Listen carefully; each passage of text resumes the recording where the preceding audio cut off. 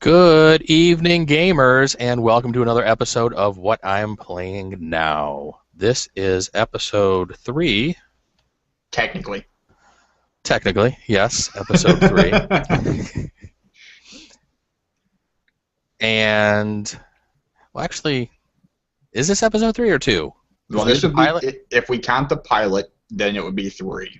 If we just state numerically, it would be 2. Actually, this is 2. I was right. I had the document at 2, and then I questioned myself. I was just like, it's actually episode 2. Welcome to episode 2, people. We know what we're doing. We've been doing this for years now. No, we don't. Yeah, I know. No shit. My name's Joe Luzzi. With me, as always, is my trusty co-host, Greg Martin. And we've been playing a shitload of games, I think. Well, I know I have. Over the weekend yesterday, I think I just about killed both of my PlayStation controllers that were fully charged playing throughout the day. Nice, man. Yes. That's one of the things we can talk about. Yeah, battery life. We're going to get to that. We can be found at, if you guys have any questions or comments for us, give us an email at whatimplay.now@gmail.com. Twitter is at whatimplayin'now, drop the G. And we also have a Facebook page, What I'm Playing Now. I did some work on the website actually over the weekend, and it's actually coming along pretty good. I got a couple reviews written. I got a video up there. Hopefully we will have the site out, I'm hoping by the end of this week, if not sooner. I think I'm just going to throw it out there, and we'll just build it as we're going.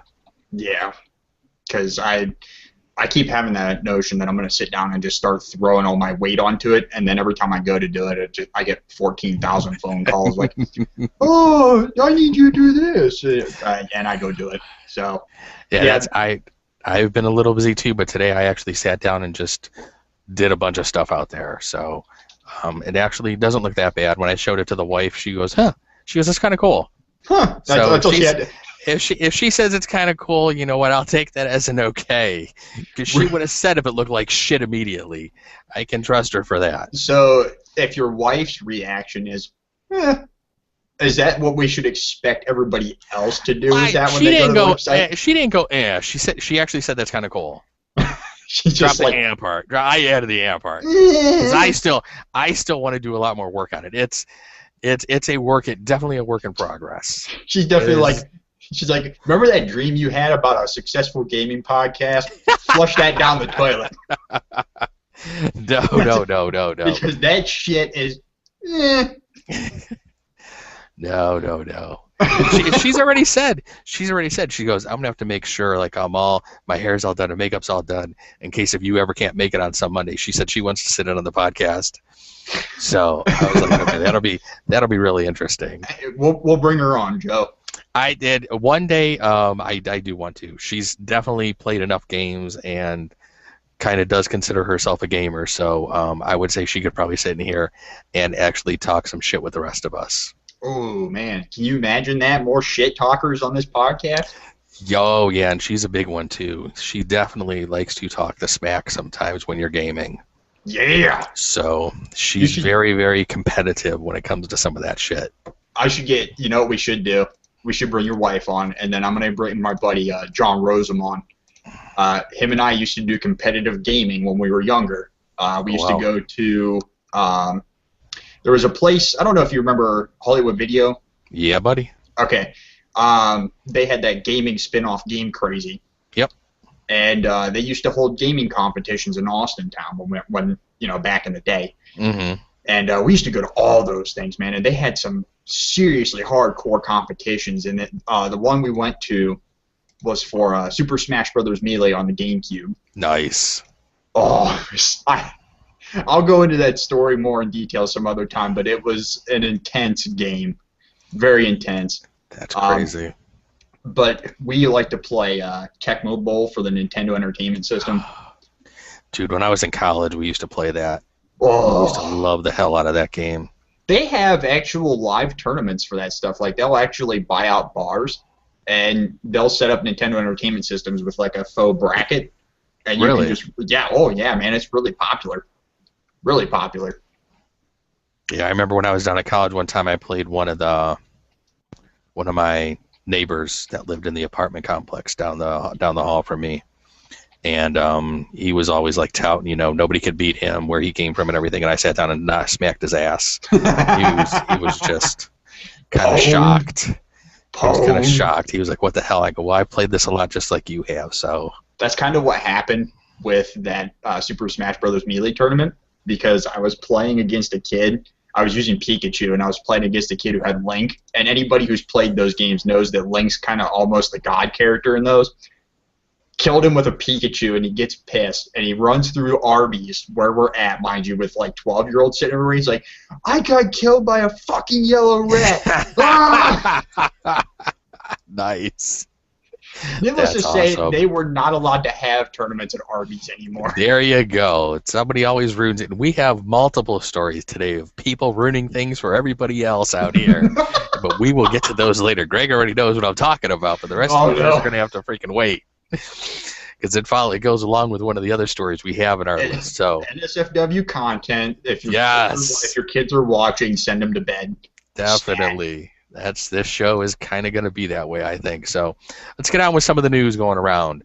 We got several news stories we wanted to talk about. Xbox One released on Friday, a week after PlayStation 4 released. And it sounds like Microsoft actually had a pretty good release. They actually sold through over 1 million units. It's going to be really hard to tell who won, though, or who's winning right now. Because Microsoft released their console in 13 worldwide markets, whereas Sony just released the PS4 in the North Americas. So North America basically being United States and Canada. AKA they released it in one world market in 12 failing countries. Yeah. So that's my biggest move there. Well, Xbox was released over in Europe. Right, and the EU has traditionally not been very strong for. Correct.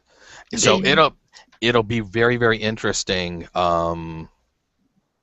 what Sony does on this coming Friday, on Black Friday, when they're actually releasing the PS4 over in Europe. Right. One, it's going to be interesting to see how much they sell through, and two, it's going to be interesting to see how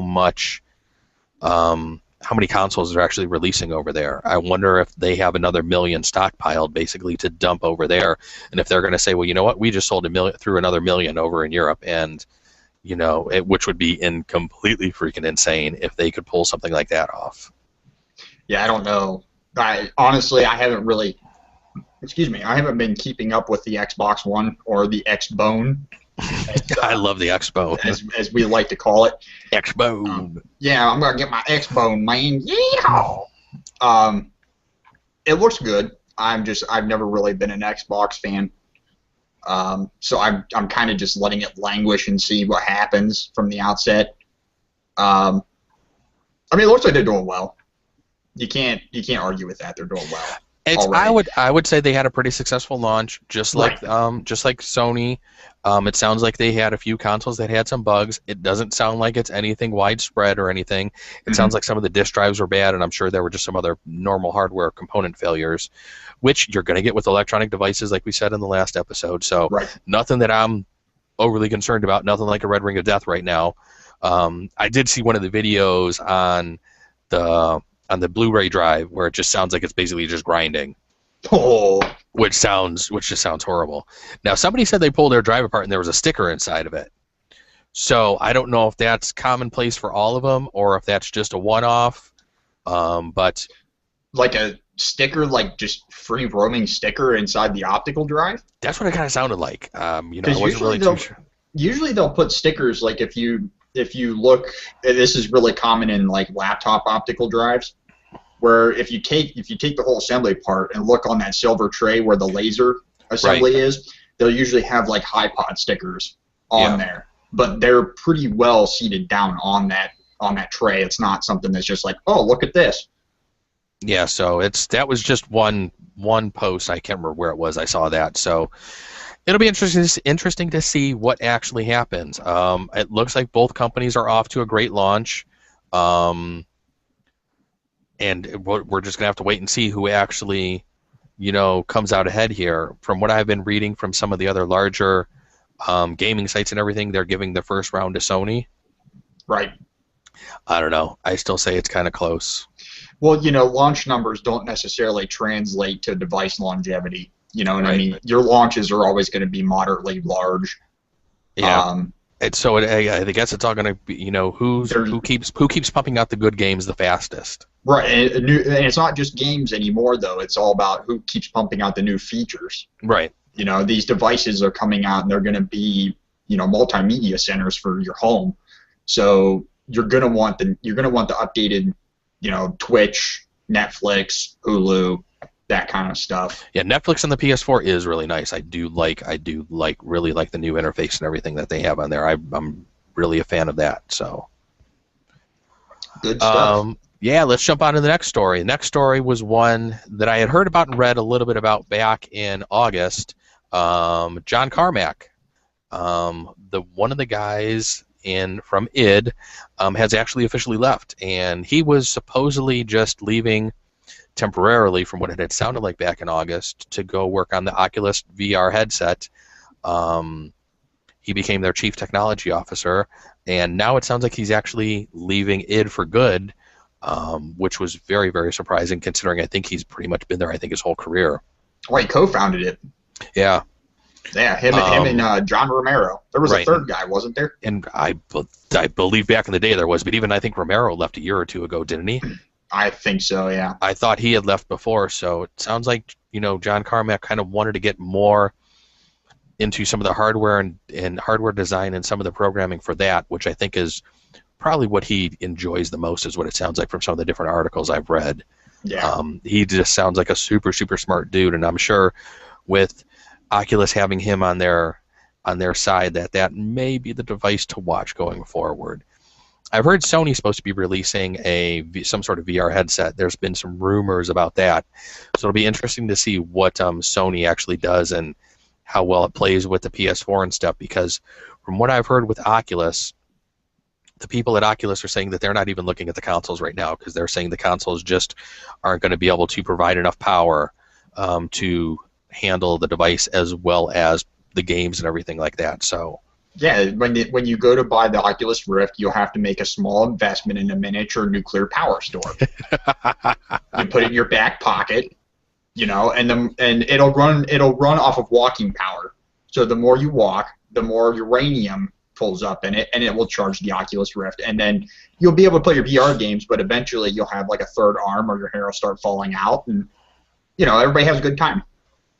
I don't know. I'm really, really looking forward to some of the VR technology that's being worked on right now. I think we've talked about some of this stuff on the Linux Install podcast, and I'm just a huge fan of this. So I'm hoping somebody gets something out there that actually is, one, user friendly, two, works good. Even if I have to rebuild this computer sitting next to me, which I think my wife would shoot me for, considering how much I spent building it to begin with, I'm hoping maybe just upgrading the video card maybe would do it just good enough. But I've always been a huge fan of VR, so I'm really, really excited to kind of see what some of these companies come up with, and if they can actually make it work with some of these existing consoles, especially the PS4, since I have one.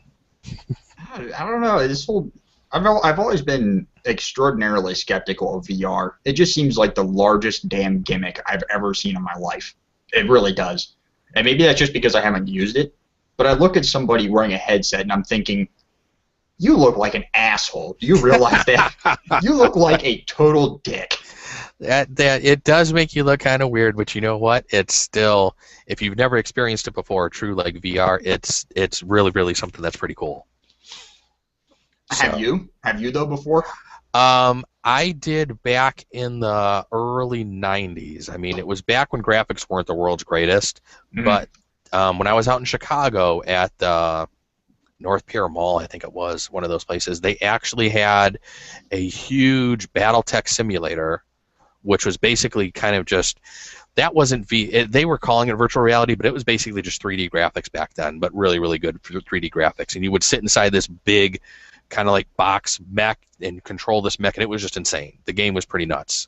But they also had the headsets that you could wear, and it was the one where you kind of had a blocky typed guy who walked around and you were fighting different people, and actually stood inside this ringed standing device. They also had this other game, which is the one I played, which is where you sat down in a cockpit and you were kind of like in a hovercraft, and you put the VR headset on, and you would sit there and look around, and it was literally like you were inside the world, and it was like you were inside this kind of hover tank going around just blowing up all your opponents and everything. And my cousin and I had played it, and I instantly fell in love with it. I thought that was the coolest thing in the flipping world I had ever seen. So and back then, like I said, the graphics weren't anything. So with nowadays graphics and with a lighter headset and everything, I'm thinking, 20-some years later, it's about time that they come out with something. I just see this and I keep thinking like Virtual Boy 2.0, and I want to puke. Yeah, it's what I had experienced back then didn't make me nauseous, didn't make me sick. It was really, really cool.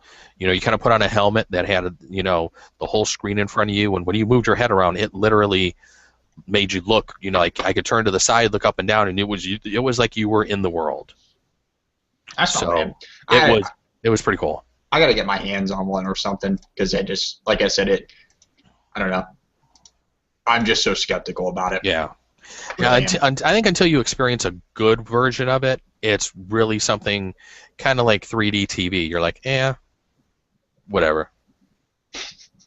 So, on our next story is the PS Vita. The PS Vita was released, and it's only out in Japan.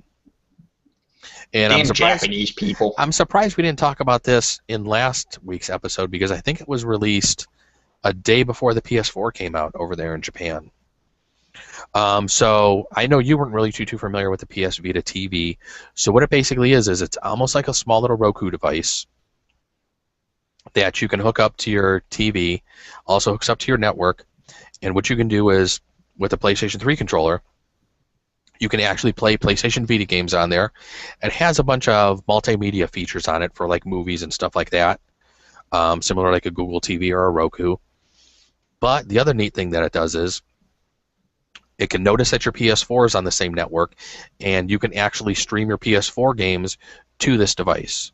So if I had this device hooked up to my TV in the bedroom, and my console's hooked up to my main TV downstairs, if my wife wanted to watch something, I could actually stream the PS4 game up to my TV bedroom through this device and be playing up in the bedroom, and everybody could be happy. Although I have a super cool wife, and she pretty much lets me play anytime I want, because she doesn't mind sitting there watching. So, but I'm really, really interested to see if this actually comes out in the U.S. Because I would definitely pick one of these up instantly. I wouldn't mind getting a Vita, but the biggest thing with a Vita, I have a PSP, and I just didn't use it that much.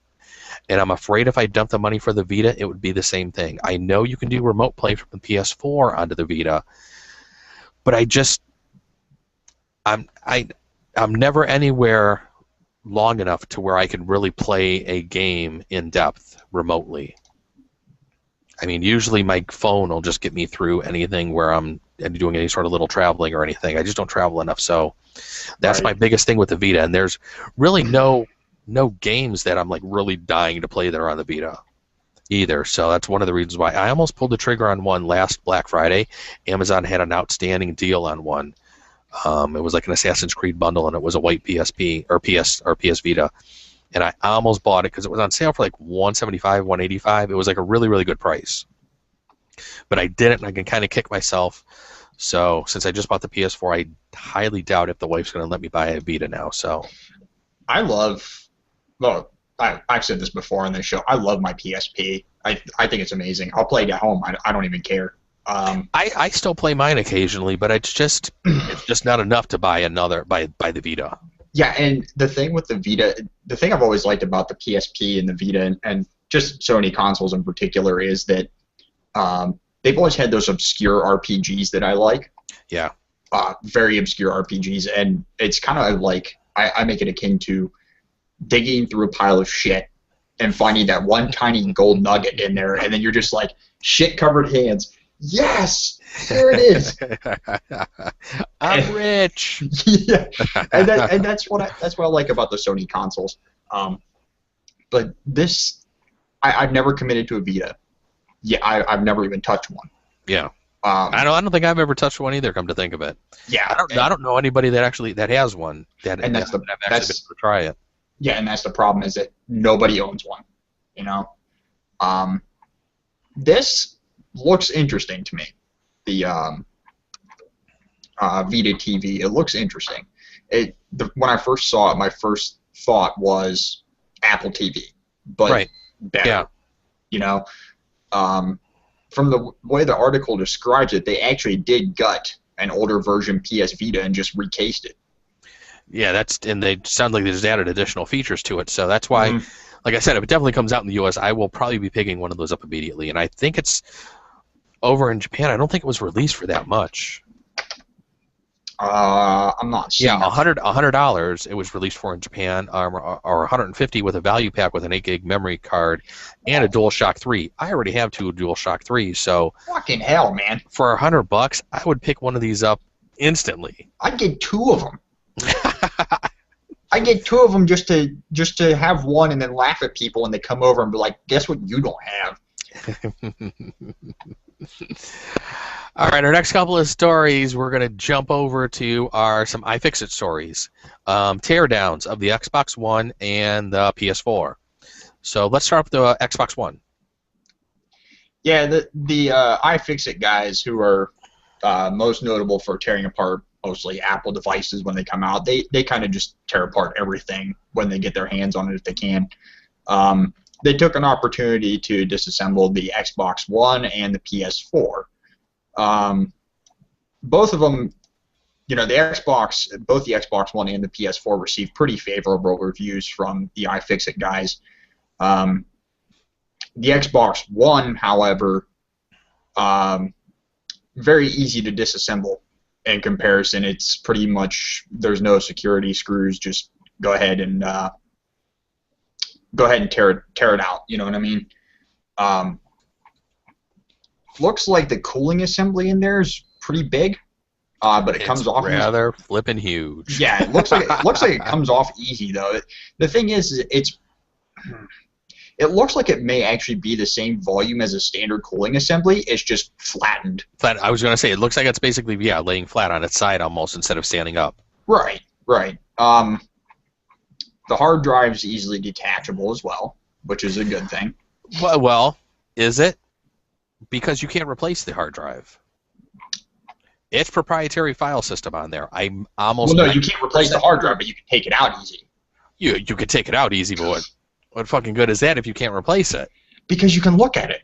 Woo! Look at my hard drive.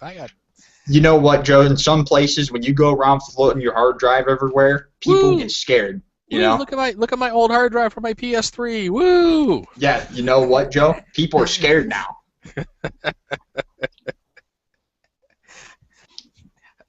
I had that just happened to be sitting around because I had just upgraded mine to a 500 giger a couple weeks ago. So. Right, so you're sitting here making fun of me, but you're Mr. I got 14 hard drives sitting by my desk.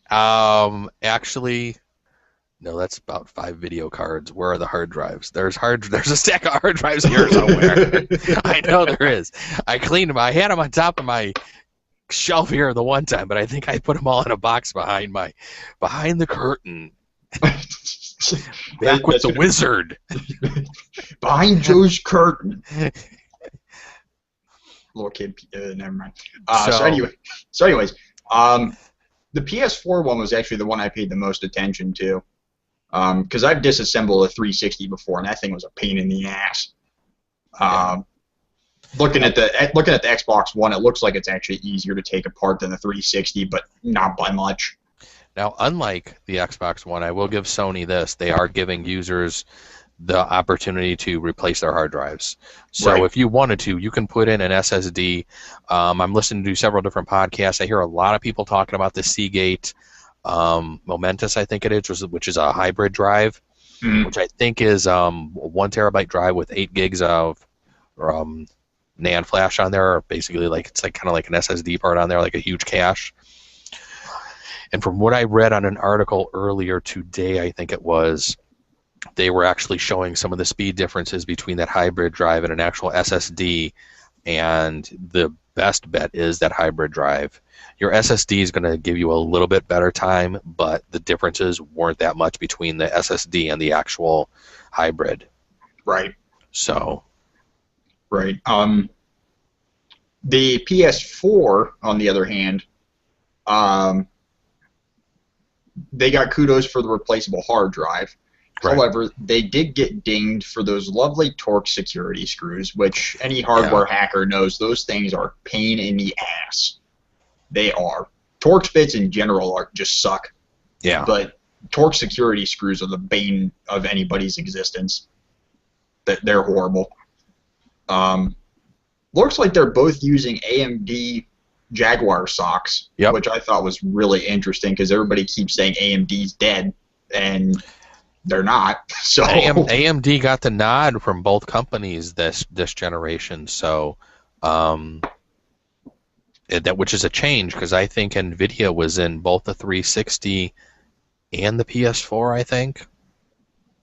The PS3, but this time you have basically AMD CPU and GPUs in both consoles this generation. So I think AMD's been in the Nintendo consoles for a while, haven't they? I believe so. I believe in the Wii, it was ATI. Or it was in AMD. the GameCube as well. I can't remember about the GameCube. I know it had AMD in it. So yeah, they've been in the consoles for a little while. So they got their, they have a pretty good thing going with the console companies. Mm-hmm. So yeah, they're definitely not out of the market yet, and I hope they never go out because it's definitely good competition for NVIDIA. Oh yeah, yep. And like I said, these are just in here because I thought it was interesting for people who like to tear consoles apart. I'm sure at some point I'm going to get the opportunity to tackle one of these two, and I'm sure somebody else has thought about hardware hacking for one of these consoles. So yeah, I'm going to leave mine encased for a little while, at least until the warranty's up before I start tearing this damn thing apart. Did you actually open the box and find the damn warranty and find out how long it was? Oh no, I forgot to do that. I was supposed to. I got to write that down. I have homework to do, and I freaking epic fumbled that, didn't I? Joe's homework for the podcast: 1, find your epic stack of hard drives so you can scare people, and 2, find your warranty information for your PS4. Warranty on PS4. It's added to the notes. So we will talk about that next time. Completely forgot about it. See, I didn't write it down. Homework. I tell everybody, if I don't write it down, it's not going to get done. So whenever somebody at work tells me to do something or my family tells me to do something, I go, if you don't see me pick up my phone instantly and put it in my calendar, it probably means I really don't care about it and I'm not going to do it. Exactly. And it most definitely means you don't care about it. Pretty much, exactly, yeah. So last story, before we get on to what we are playing, you're talking about Twitch streaming coming to Xbox One. Yeah, this is what we hinted at earlier with the Hillbilly stuff. So, dun, dun, dun. So I didn't know this, but Twitch has apps for the PS4 and the Xbox One. Mm-hmm. The Twitch app on the PS4 apparently lets you do live streaming directly from the console up to the website. Yes. The Twitch app, the story here is the Twitch app is finally released for the Xbox One, and the streaming feature has been delayed until next year. And it's not really clear why it's not there. It's just, hey, this feature isn't there yet. Just hang out and watch everybody on the PS4 do it, and you can be upset and pissed. Yeah, I think it was something that both of them have tried to jump onto a little late. I think on the PS4, if I remember this correctly, and hopefully I am, I thought Ustream was one of the first ones that the PS4 signed on with. They didn't add Twitch until well after they had already announced that Ustream was coming. But when they did finally announce Twitch, I was kind of stoked because I've been wanting to get into some streaming and everything and start using Twitch. But one of the interesting things that we were talking about earlier was what this can be used for on the PS4. Yeah, let's discuss what it can and should not be used for. So playing games and talking about games is cool. Thumbs up. Everybody can do that shit. Now, there was a couple that was doing some streaming, I guess, over the weekend, I think it was, and they actually did some sort of call-in show, and I guess it was actually really popular. They had a lot of people, I guess, watching it.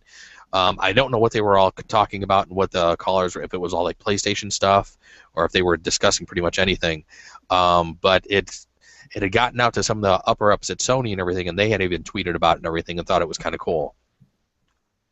But then over the course of this weekend, I read on my Kindle Fire this morning, I think it was, or maybe yesterday, there was another couple that decided to get drunk, pass out, and then the husband started basically showing parts of his wife's body on the camera. And then the camera supposedly goes black for a little while and comes back on with her basically laying there naked. I love how you're trying to gradually describe this as liberally as possible. This is probably not good. And I believe from what the article said that the account was banned, but I don't even know how long they were showing this for, or how long they actually got to broadcast. But yeah, if you're drinking it on Twitch, just use your head a little bit, people. Not the head down south, mind you, the head upstairs. Exactly. Don't ruin it for the rest of us. I mean, because you know that Sony and them are going to be looking at this, and Microsoft's probably sitting there like, well, I'm glad it happened to them first. Oh, that's one of the first things. It's one of the first things some of those people at Microsoft are saying, like, I'm glad Sony has to deal with this, and then we'll see what they do. Dude, you know what's going to happen is this happened, right? And then there's going to be chat roulette apps for Xbox One and PS4. No, because you can't have user-made apps for the Xbox, and there's no way that they're going to allow that type of stuff. And I know this stuff. I think from what I had read, some of this stuff has happened on Twitch before, but it sounds like Twitch is really, really strict about this type of stuff happening. Oh yeah. And they're just not going to put up with that shit. So I just hope this really doesn't ruin too much for the people who actually want to stream games, for the people who actually like doing it. I mean, there's quite a few people out there that actually stream and, for what it looks like, make some money off of there. I wouldn't mind maybe doing that one day myself. What an entrepreneur, Joe. You're a regular damn mercenary, you know that? There you go. Hey, you know what? I've been playing Assassin's Creed 4 a lot, so... Oh, hey, look at that. Hey, did what? We just segue into what I'm playing now? Dun, dun, dun. So over the course of the weekend, I actually played quite a bit on the PS4. No, you didn't. Yeah, I kind of did, trust me. I played a little bit, I guess I would say.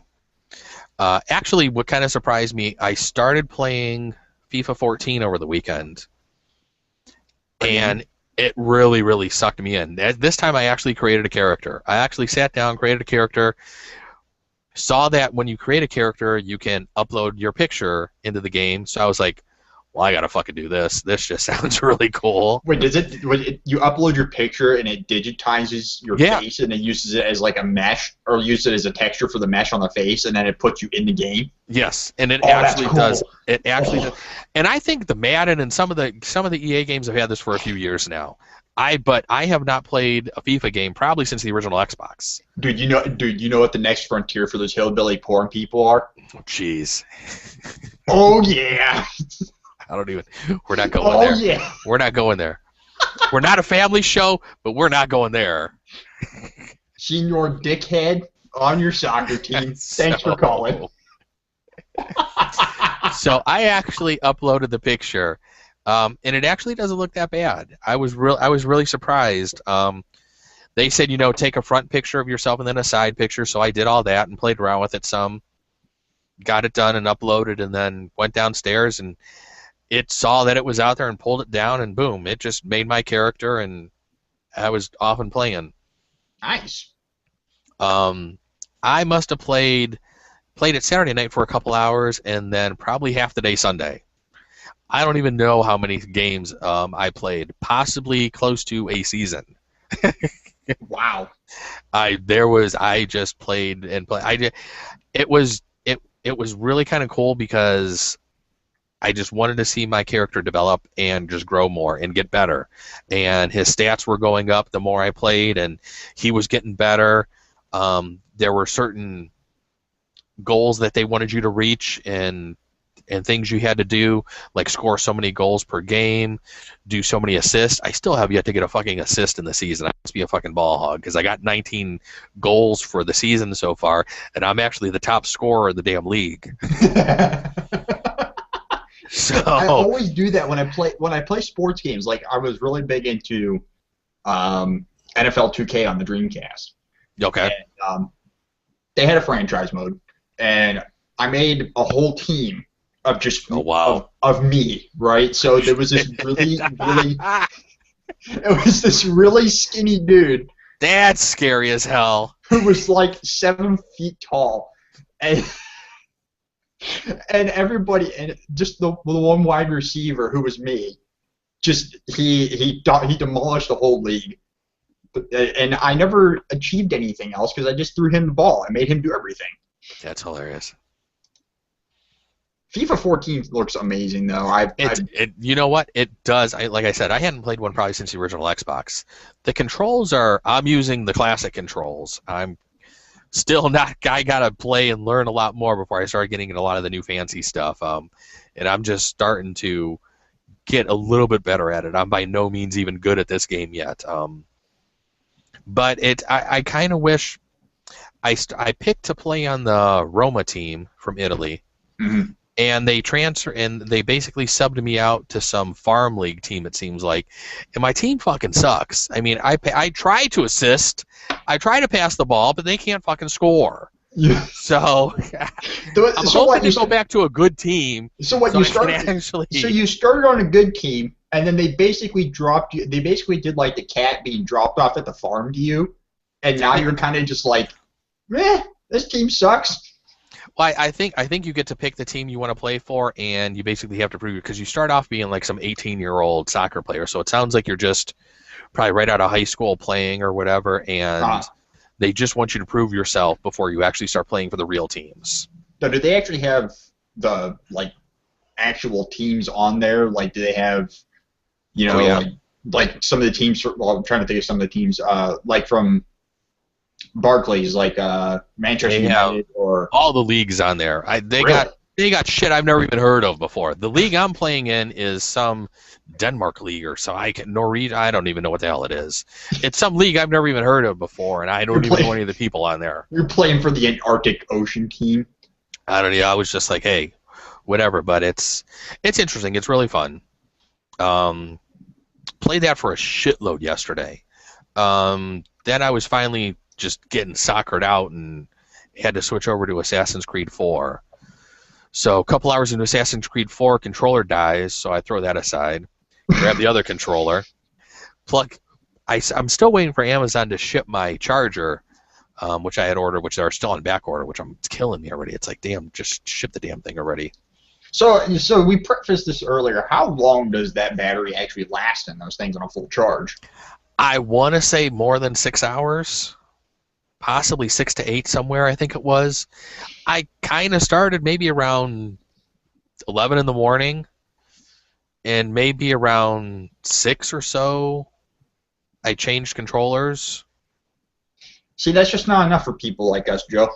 Well, considering I had played Assassin's Creed 4 for probably the next 4 or 5, no, I had a good probably 12-hour gaming session yesterday. And my second controller wasn't fully charged, so that one, by the time I was done, was down to like 1 battery mark on it. So the other one was fully charged. They do charge rather quickly. They charge in about 2 hours, it seems. Oh, that's not bad. So they do charge fairly quickly, but the PS3 one seemed to last much longer than the PS4 ones. I mean, do they even have an option for a wired controller, or is it just strictly wireless? No, you can actually play it while it's charging through the USB cable. Thing is, the USB cables I have on the PS3 are way flippin' short. The one for the Xbox, the ones for the PS4, I could actually sit on the floor, in front of my rocking chair and play. But there's no way it would reach for me to sit in the rocking chair. Now, I was looking on Amazon and a couple of other sites. They're actually selling like a 20-foot or 10. They're selling like a longer. I don't think it's 20-foot. It might be 10. They're 10 to 12. They're selling a longer USB cord, so you can actually play it kind of like halfway across the room. Oh, nice. But I think they want like $20 or something for the USB cable is what I saw. Those things get ridiculously expensive when you go longer. Like, I was surprised. Yeah. What was it? The other day I went to Sears, and I was looking for a Type A to Type B USB cable, one for the printers. Right. 25-foot cable, $40. Mm-hmm. I was like, holy shit. Yeah, yeah, you're right. The longer they get, the definitely more expensive they are. So this, and it wasn't gold plated. Yeah, that's ridiculous. It's just like some of the HDMI cables out there. That company, that some of these places sell for like $50 for an HDMI cable. It's like, get out of here, piss off. It's ridiculous. It's a monster cable with platinum cable and platinum plating on it. Hey, guess what? I got a $5 cable over here that works just as goddamn good. But it doesn't do 1080p, Joe. Yeah, whatever. Does 1080 double P. Double P. Double D. That's for the hillbilly guys. Yeah, that's what I'm talking about. So yesterday was basically a FIFA and Assassin's Creed day. I played the hell out of Assassin's Creed 4. Finally got my boat, sailing around, tore apart a couple of ships, got torn apart myself because I attacked I attacked a ship that was way higher level than me and was much, much tougher than I thought it was going to be. Ship instantly. It sunk me instantly. I was like, damn! I go, that hurt a little bit. Did it one-shot you? It did not one-shot me. It a couple shotted me. But I was even trying to get away towards the end, and I'm like, oh, shit. Sail's like, go. And I couldn't even get away. They were like, nope, we're taking you down. And I was like, okay. So that was right after I sunk that ship. I was like, all right, it's time to stop for the night. I've been doing this for more than 12 hours. I was like, I am gamed out right now. I gotta let my eyes and fingers and everything rest and recharge controllers. Oh no. That would have been funny to watch. That would have been fucking hilarious. So yeah, but Assassin's Creed 4, I have to say, is turning out to be really good. Cool. It does remind me of the first one a little bit. Just some of the play styles, like when you're climbing up to the top of things and doing the part where you're synchronizing and everything, so it basically takes the fog of war away from part of the map. There's different areas throughout the map that when you synchronize, it takes away so you can actually see what's there. And I did a bunch of that yesterday and was doing a bunch of assassin missions.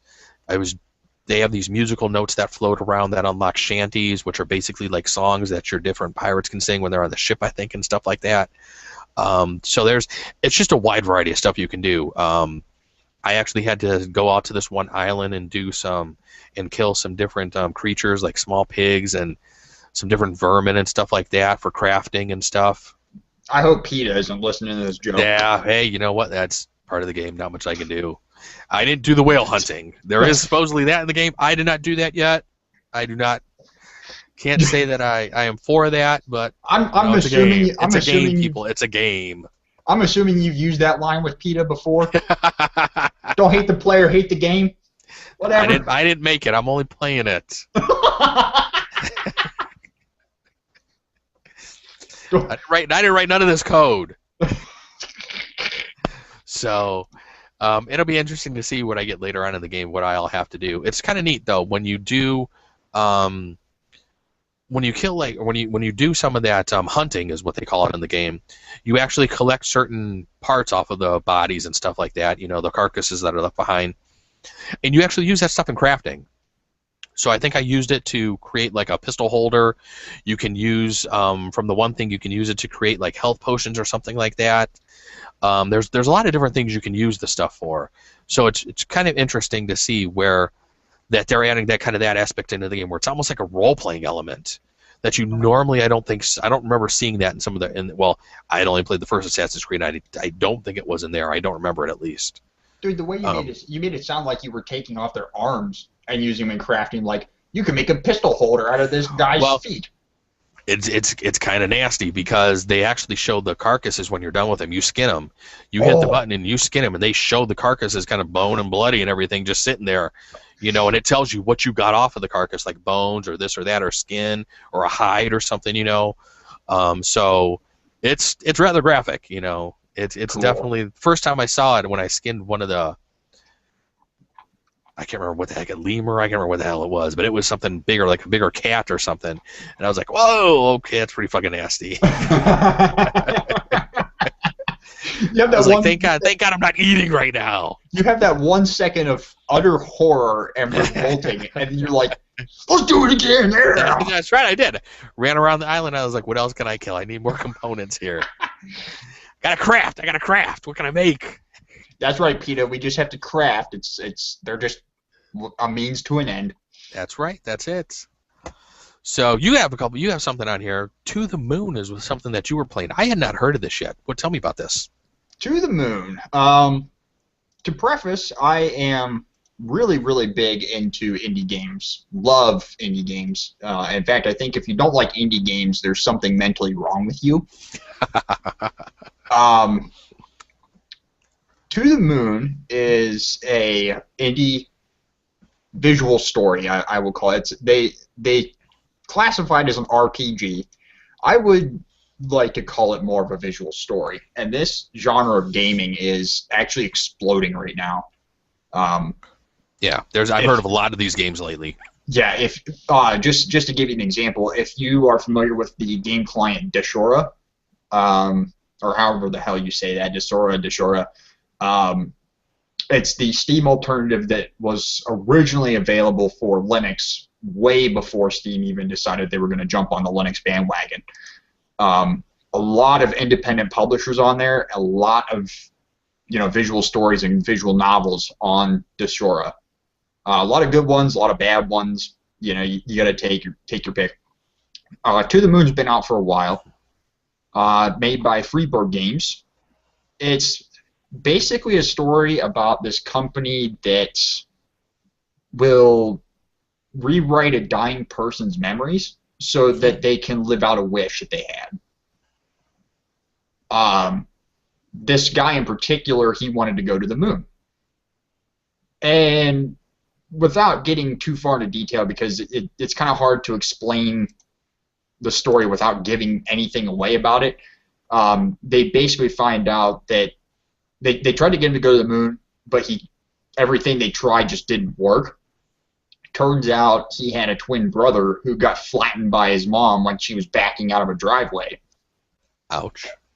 He developed some type of split personality disorder and tried to compensate for his brother being dead because of nepotism issues. So they had to go back and correct that in his memories before he died so that he would go up, through NASA and then get to the moon. Okay, that sounds like some very, very deep topics and subjects they're covering here. This isn't some lighthearted little, no. Oh, hey, let's go do this. This is fucking some serious shit. No, this guy, I forget his name. This guy pretty much wrote the entire story, composed the music, partially developed the game, and supervised on the artwork for it. And if you've never seen screenshots of it before, imagine a Super Nintendo RPG, but on crack for the graphic style. It's amazing. They do a very, very nice use of shader technology, so it really amplifies the atmospheric experience. The soundtrack is available on Bandcamp, and half of the proceeds for the OST will go to charity. Nice. I can see from some of the screenshots, it looks like a really nice game. Yeah, it's. I had about 6 hours into it. They say you get 4.5. It was a 6-hour game. I finished it in one setting. It looks like it's only $10. So for $10, I'm fine with the game lasting that long for about $10. That's cool. Right, and for a visual novel, that's about. I'd say that's a decent price. It seems about the going rate, I think, for some of this stuff now. Yeah, you can get it on Steam. You can get it on Good Old Games, which is where I got it from. I think it's also available on Origin Store. Origin being the shitty EA store. Which, by the way, that just ruined any potential promotion from EA for us because Way to go! Way to flip and go! That's awesome. I'm already killing it. Great. Now we're blacklisted from EA. That's lovely. Oh, thank God for that. Yeah. I really would recommend at least trying the game. They do have a 1-hour demo that you can download. It is the full version of the game. It just expires after an hour. Seriously, pick it up. It's really good. Especially if you like suspenseful stories or stuff that really makes your mind kind of just flip over itself, and then you want to. I mean, there were some points in that story where I was reading over it and watching it play out, and I'm like, "You motherfucker! Don't you fucking do that! Don't do that!" Those are the type of games that you like. The ones. That's one of the super, super cool things with gaming. I mean, when there's a game that can pull you in and suck you in and get you attached to the characters and to the storyline, and you're not just going around shooting stuff or, just jumping around through like a platformer or a puzzle game or something like that, when you can really get into the story and sink your teeth into it, and it actually, you walk away from the game and you're like, wow, that was, like reading a novel or something. I think those types of games are really starting to come back now, and I'm really, really liking that whole genre. That's starting to come out of this. It's a fantastic genre, and it really makes you realize how drowned out a lot of us get in, franchise games like Call of Duty, for example. I could give two fucking shits about Call of Duty. I don't care. I know I have friends who Call of Duty comes out and they line up and they kill people for the latest Call of Duty copy, but it's like, who cares? It's the same thing over and over again. There's nothing interesting there. This stuff is interesting. This stuff is legitimately interesting, and it's people who have really good things that they want to express through gaming, and I do get fired up about this kind of stuff because this is really interesting to me, and I think this stuff gets overlooked a lot. That's cool. I'm going to definitely add this to my wish list on Steam.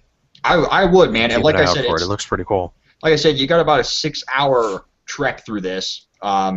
Don't be afraid to break it up because it does have a save feature. So you can just arbitrarily, save wherever you're at, and it will just drop you right back into where you saved. Mm-hmm. No biggie. And that's what I spent my weekend doing, was playing To the Moon and working on my work project. One of the last things I had played that I kind of just picked up on a real quick whim, we had talked about Terraria. I think you were getting back into it. Oh, yeah. And I think we had said it was released on some of the mobile devices. Mm-hmm. I actually found it on the Amazon App Store, and it was available to download on my Kindle Fire. So I actually saw it out there. I had some points left over from some other purchases. I saw it go on sale, so I was like, what the hell, let's pull the trigger on this and actually download it. Cleared off a couple games on my Kindle Fire and downloaded it real quick. And I have to say, I played Terraria on the PS3. I really didn't care for the controls with the joystick. I played it on the computer and kind of liked the controls a little better. On the Kindle Fire, I was like, this game's going to play like shit. It's actually not too bad. When you hold your finger down on the screen, on the touch screen, it almost does like a zoom in to where you can see the blocks close up, and then you can highlight with your finger what blocks you actually want to remove. Oh. So you get a little bit more precision than what I thought you were actually going to be able to do with it. And that's the only gripe I have about that game, is when you're playing on the PC, how fucking precise you have to be when you're mining something, because it's every little tile. You got to get the cursor over every little tile. Yep. And even with the joystick on the PS3, I was noticing the same thing. Like, man, it's just. There's got to be a better way to do it. Yes, but being able, when you hold your finger there and it kind of zooms in and you can just see the blocks close up and just wait for the block to turn yellow, disappear, wait for the next one to turn yellow, disappear, and I was like, okay, this actually isn't that bad. I'm actually kind of enjoying it so far. I haven't played it too long yet, but what I have played has been pretty neat. It's just like Terraria. You have to basically build your shelter, dig, and hide at night because of all the crazy fucking shit that comes out at night. And considering I really don't have good armor or super good weapons or anything, I'm not going out to fight anything pretty much at night. I did dig way down and fell down through this huge pit and then came back out, and it was nighttime, so I'm running back to the house trying to avoid all the zombies and stuff. Which is kind of neat because it was when you're down that deep, you really have no idea what time it is, up on the world area. So I'm definitely going to be playing it a little bit more. I was really surprised. Like I said, I haven't spent enough time with it yet to say whether it's good or not, but the controls that they actually put in there do work on a touch device. It did work really nice it was okay on the 7-inch screen. I could imagine probably on like a 10-inch tablet, it would probably be even better because the screen would able to be just a little bit better. You can pinch and zoom the screen to where you can actually zoom out a little bit and then go in a little closer to your character. So they definitely translated it well over to a tablet, which when I first downloaded it, I was really skeptical on. So they actually surprised me. I have to check that out. It sounds like I said, my gripe was just having that overall precision with them. I feel like I'm gonna get repetitive motion. You know what I mean? Like my wrist is just gonna. I'm gonna develop carpal tunnel from playing Terraria alone. I always keep thinking there's got to be a better way to mine this stuff. There's got to be a better way to dig, and there never is. Especially since that's like 90% of the game, it seems like, is just digging and digging and digging and then going back and crafting. So. Oh yeah. It's a fun game though. Yeah, I'm definitely going to check it out. I do want to do some multiplayer on the PC sometime. It looks like there's actually even multiplayer and PvP on the Kindle Fire version. Really? Yeah. So I was really surprised about that. I wonder if it uses the same server component. You know what I mean? Like they just have one universal server backend, and then they just have the clients tap into it. Yeah, I'm not too sure because it has a join button there, so it looks like you can sort of join a remote session or something. I really didn't look into that too much, so I just had enough time to kind of just putz around and build my first house and dig down a little bit. And I don't even have a house still. I just burrowed out a little hole in the earth. And I'm just, okay, here we go. I'm good. That's awesome. And it doesn't save you because that fucking worm comes out everywhere. Yeah, you gotta build a house too. Kills you. Go out to the one website. It teaches you how to build a house. Watch a YouTube video. Just build a damn house. It's not Minecraft. You can't just hide yourself in the ground and bury yourself in with just like a torch and then maybe keep digging and collecting stuff. Definitely doesn't work that way. See, I don't even do that in Minecraft because in Minecraft I build myself these luxurious mansions that nobody ever goes in except for me. And then I'm like, okay, game over. Yeah, but the thing is, you can't get those built on day one. It does take a while to build that type of stuff in Minecraft. Shit, man. I've been playing Minecraft for so long, I could build a freaking mansion out of 6 trees. Jesus. Can't be that big of a mansion, then. It's a mansion. So, all right, that's what we were playing. What do we want to play, though? One of the things I kind of missed from my PS4 is a racing game. I believe Drive Club was supposed to be out. That got delayed. There's a couple other racing games that are going to be up and coming. I'm kind of bummed that Gran Turismo 6 is actually going to be released on the PS3 and that it's not going to be a PS4 next-gen release. I was kind of bummed about that. Yeah. Because I'm kind of a Gran Turismo fan. Although I do have to say I do like Forza as well. They do play a little different, but Forza is definitely just as good of a game as Gran Turismo. They do have a little bit different style and feel to them, but both of them are pretty good racing games. Need for Speed Rivals, I wouldn't mind checking out. I read the reviews are kind of on it. It's okay. It's definitely not, it's a game you have to run out and buy immediately. From what I've read and heard about it, it's supposed to play maybe kind of like the old Burnout series, which I was a huge fan of the Burnout series back in the PS2, and I played some on the PS3 as well. And I actually have Burnout Paradise on the PC. That was the one. Yeah, Burnout Paradise was actually the game where I first heard the group Seosin. And I was kind of like, these guys are awesome! And that's the only thing I remember about the game. Because I never played it. And I was just... Burnout Paradise isn't that bad. I was watching my buddy play, and I'm like, this game looks okay. That's a fucking awesome song, though. I want that. I'm trying to think of which one I used to play on the PS2. I want to say it was Burnout 3 was the one I played. I can't remember which one it was, but I used to play it constantly. And it was one that I just really, really enjoyed. Burnout, yeah, I think it was Burnout 3 Takedown. I remember hearing about that one. Was the one I played on the PS2 quite a bit. I think I had played Burnout 2 as well. I think that one was out on the PS2. Shit, man, I think the last thing I played on PS2 was Final Fantasy 12. I like to refer to that as the game as my eat dinner game. I'm not sure how familiar you are with Final Fantasy 12, but you can basically set it up to where the PC controls your characters for you.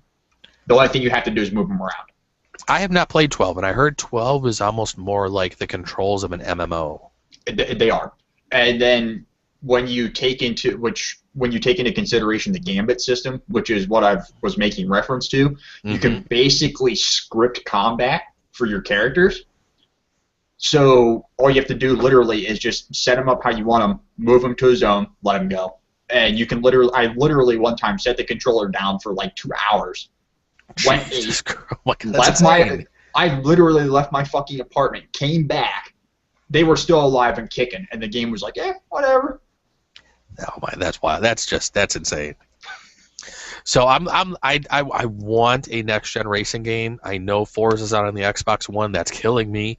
That the Xbox One, Xbone got a racing game, and the PS4 kind of really didn't. I mean, you can call it Need for Speed Rivals, a racing game. So that's what I kind of want to try next. I want to try a racing game on the PS4.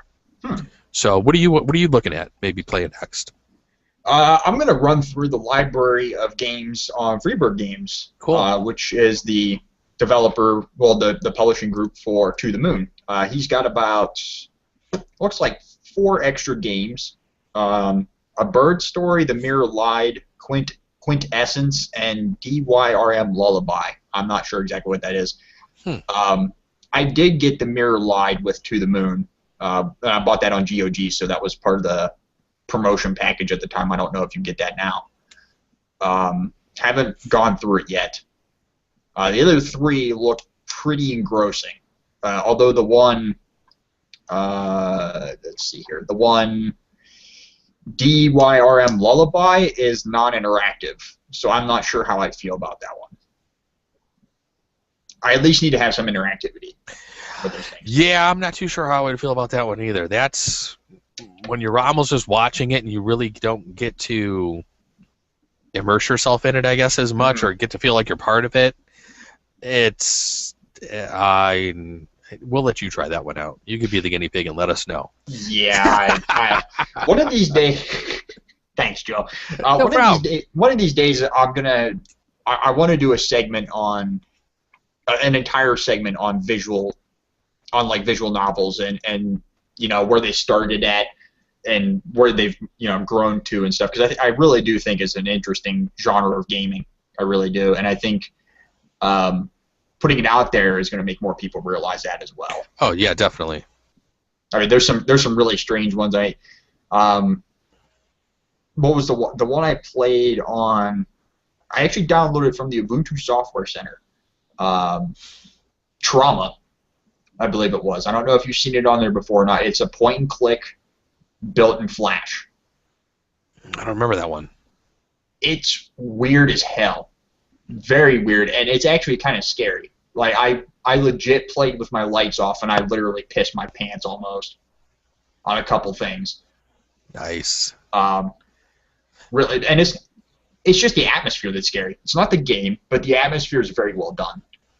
And I think one of the other ones I played that I got really into was the Black Mirror. I don't know. There's 3 games in that series. There's Black Mirror 2 and Black Mirror 3. That one sounds familiar, but I don't know if I've played it. Yeah, the story is very, very weird in Black Mirror. Getting it to run these days can be a little difficult because it's an older game. Yeah. But it's one you might want to give a shot if you're really digging deep into, your point-and-click adventure type deal. One of the ones that's really popular that most people know about would be Siberia. Yes. Siberia or Myst. Yeah, I've heard some pretty good things about Siberia. I heard Siberia had a really, really good story to it. I remember when that one came out. Yep, I had that on the original Xbox. Mm-hmm. And I blew about 40 hours on that one. Wow. Yeah. That's pretty good. Yeah, so we're gonna run through the rest of his library, and Cool. I think I may just go off on a tangent on trying to find as many visual novel games as I can find. Cool, that'd be interesting. I'd be interested to hear more about some of those, and yeah, we could definitely do a show on that coming up in the future. That wouldn't be. I know I've played some in the past, and I think that's a genre that definitely seems to be becoming a little more popular nowadays, especially in the whole indie market, and from the indie developers. It seems like that's something that they're tapping into, and they're really putting out some really good content for. The tools for it are really, I mean, they're not to rattle the subject or anything, but there are some really fantastic tools for making these kinds of games, and they're not difficult to make either. You just it's really focusing on the content, you know. Right. Yeah. It comes down to the story, and as long as you can come up with a good story and get something that people will that will suck people into it, that's probably the hardest part out of that. Probably putting the whole game together probably is the easier part than actually writing the whole story. For a visual novel, yeah. Now, actually putting a game together for something else, that's a little difficult. But. Yeah. All right. Well, I think we are close or at the end of yet another podcast. Episode 2 is basically finishing up. If anybody has any comments or suggestions for us, email us at whatimplayingnow@gmail.com. Follow us on Twitter at whatimplayingnow. Drop the G. And check out our Facebook page, What I'm Playing Now. We hopefully we'll have the website up soon. Like I said, I have a bunch of content I threw up there. It's looking kind of like an initial thought of what I have this thing and what I want it to be. It just needs to basically have somebody go in there and prettify it up. So we'll be working on that and putting the paint and stuff on there. It's basically a skeleton, the framing of a house right now. We just need some nice paint on the walls right now, and maybe some posters here and there, some nice pictures and artwork up on the walls. What we need to do, Joe, is we need to call the Hillbillies. And we need to get them featured. Instant traffic. No. Instant traffic. No. We're not even going to go there. All right, everybody. Well, I think that's the end of another episode. Episode 2 is done. We will be back next Monday. I think next Monday. We're going to be trying to do this every Monday going forward. I know I have some work to do at work next Monday, so. Yeah, we're actually going to try to record that one early, and then there's 2 we actually may need to record early that I have not talked to you that we could talk about offline on, and maybe the next 2 weeks we need to record early. So, but we don't need to bore our listeners with that. We'll let them go tonight, and everybody game on and go play something fun, because we're going to play some games too. See ya.